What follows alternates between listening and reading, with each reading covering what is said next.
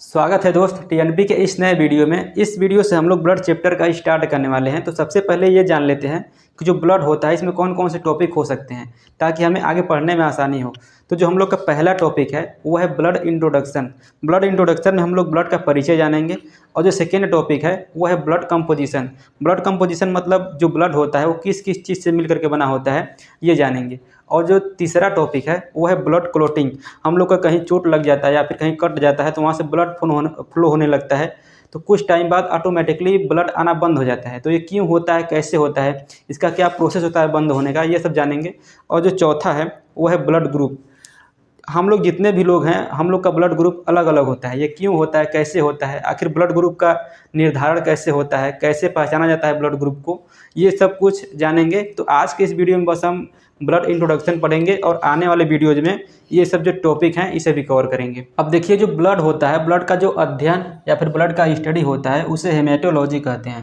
Haematology मतलब blood के बारे में जानकारी एकत्रित करना या फिर ब्लड के बारे में अध्ययन करना, मतलब पढ़ाई करना ब्लड के बारे में, उसे हेमेटोलॉजी कहते हैं। अब देखिए, जो ब्लड होता है, ब्लड एक कनेक्टिव फ्लूइड टिश्यू होता है। इसका हिंदी मतलब होता है संयोजी तरल ऊतक।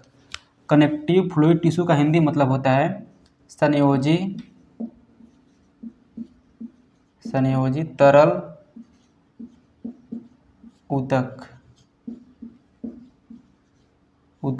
बीच में तरल कहाँ से आ गया है? क्योंकि जो ब्लड होता है ये लिक्विड फॉर्म में होता है, ये तरल होता है। अगर ब्लड को कहीं रख दिया जाए तो वह अपना एक आकार ले लेता है, मतलब उस जगह फैलने लगता है, उसका आकार लेने लगता है, इसीलिए इसे तरल कहा जाता है। अब हम बीच में से तरल हटा दें तो क्या होगा? संयोजी ऊतक। तो संयोजी ऊतक उसे कहते हैं जो हर एक ऊतक से कनेक्ट होता है, उसे संयोजी ऊतक कहते हैं। तो जो ब्लड होता है, ब्लड भी कुछ ऐसा ही होता है। जो हमारा शरीर है, हमारा शरीर 4 तरह के ऊतक से मिलकर के बना होता है, लेकिन हर एक ऊतक हमारे शरीर के अंदर बाहर अपना अपना कार्य कर रहा होता है। कोई ऊतक किसी से कनेक्ट नहीं होता है। लेकिन ये जो ब्लड होता है, जो ब्लड ऊतक होता है, ये हर एक ऊतक से कनेक्ट होता है, इसीलिए इसे कनेक्टिव फ्लूइड टिश्यू कहते हैं। क्योंकि ये तरल के फॉर्म में होता है, इसीलिए इसे कनेक्टिव फ्लूइड टिश्यू या फिर संयोजित तरल ऊतक कहते हैं। अब ऐसा क्यों होता है कि ब्लड हर एक ऊतक से कनेक्ट होता है? अब देखिए, जो ब्लड होता है, ब्लड का जो मेन वर्क होता है ऑक्सीजन सप्लाई का। अब सोचिए, ब्लड अगर हर एक अंग में, हर एक आर्गन में, हर एक टिश्यू के अंदर ना हो तो वहाँ ऑक्सीजन कैसे जाएगा? इसीलिए जो ब्लड होता है ये हर एक अंग से या फिर हर एक ऊतक से, हर एक सेल के पास कनेक्ट होता है, इसीलिए इसे कनेक्टिव फ्लूइड टिश्यू कहते हैं। अब देखिए, अब जो ब्लड का पीएच मान होता है वो 7.4, मतलब जो ब्लड होता है वो क्षारीय प्रकृति का होता है।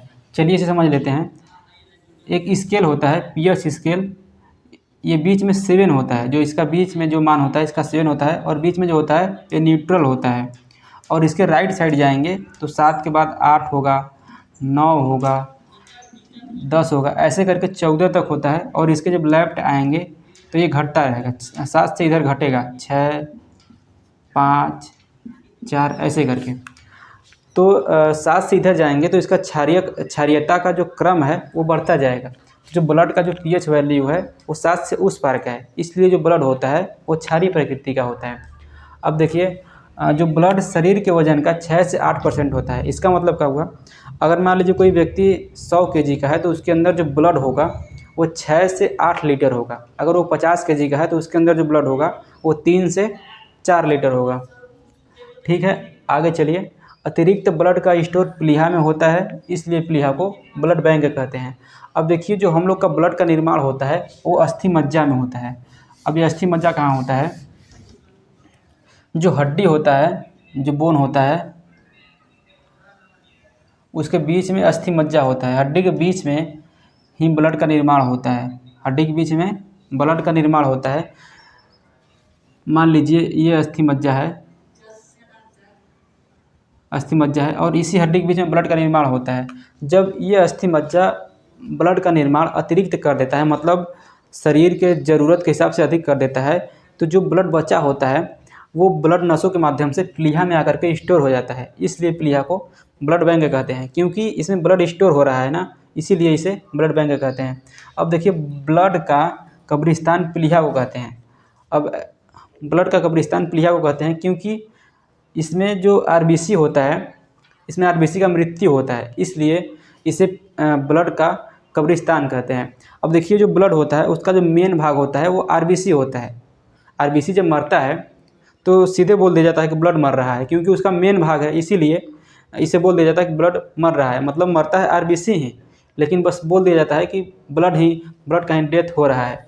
तो जो ब्लड मरता है वो मरता है प्लीहा में, इसलिए जो ब्लड का कब्रिस्तान होता है वो प्लीहा होता है। और देखिए जो प्लीहा होता है वो कब्रिस्तान भी होता है ब्लड का, और प्लीहा ब्लड बैंक भी होता है। ठीक है, अब चलिए कुछ आगे देखते हैं। अब चलिए फ्रेंड ये देख लेते हैं कि जो ब्लड का निर्माण की प्रक्रिया है वो कहाँ कहाँ पे होता है, जन्म के पहले भी और जन्म के बाद भी। तो जो इसका प्रक्रिया होता है ब्लड निर्माण का, उसे कहते हैं हीमोपोइसिस। इसे हीमोपोइसिस कहते हैं। मतलब हीमोपोइसिस कहाँ कहाँ पे होता है, चलिए अब ये देख लेते हैं। तो जन्म से पहले होता है, जब एक बच्चा माँ के पेट में होता है, उसे पेट में तो नहीं होते हैं, गर्भ में होते हैं ना। जब एक बच्चा माँ के गर्भ में होता है तब कहाँ कहाँ पे होता है, तो देखिए जो एक भ्रूण होता है, जब एक बच्चा माँ के पेट में होता है तो जब मतलब गर्भ में होता है तो गर्भ में निकलने से पहले उसे भ्रूण ही बोला जाता है। जब तक वो बाहर नहीं निकल जाता तब तक उसे भ्रूण ही बोला जाता है। तो जो होता है, जो भ्रूण में होता है ब्लड का निर्माण, वो होता है मीजोडर्म, एक भ्रूणी लेयर होता है, उसी में होता है। भ्रूण का जो लेयर होता है वो 3 लेयर होता है। एक होता है एक्टोडर्म, मीजोडर्म, इंडोडर्म। जो ये 3 होता है, यही तीनों शरीर के अलग अलग अंग बनाते हैं। तो इसमें से जो ये मीजोडर्म है ये ब्लड बनाता है। तो जन्म से पहले कहाँ निर्माण होता है ब्लड का, मीजोडर्म में। मीजोडर्म में ये एक भ्रूण का लेयर होता है जो कि ब्लड का निर्माण करता है। ठीक है, अब देखिए जन्म के बाद, मतलब जब वो एक बच्चा गर्भ से बाहर निकल जाता है तब कहाँ पे होता है, तो होता है अस्थि मज्जा में। अस्थि मज्जा में, बोन मैरो इसे कहते हैं, बोन